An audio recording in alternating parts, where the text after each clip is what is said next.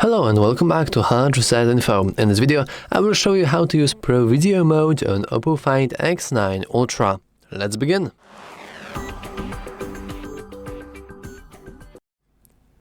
Using and, actually enabling the photo mode is surprisingly easy. All you want to do is enter your camera and you want to switch from photo into master. It is not exactly named Pro, but it's basically the same thing.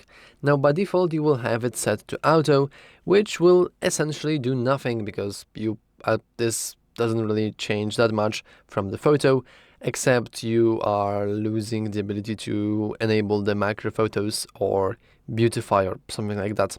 But what's the most important is that if we go from auto to pro, we have a full control over everything. So we can change the ISO, which will gain us more grain. We can do this and we can flashbang ourselves or make it so that's really bright looking. We can do that.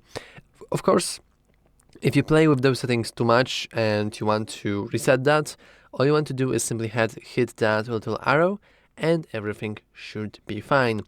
And if you are a fan of, for example, photography and you know what you're doing, you can get some really nice results with this. Anyway, that's all for this video. If you found it useful, make sure to leave a like, subscribe, and as always, thanks for watching. See you next time.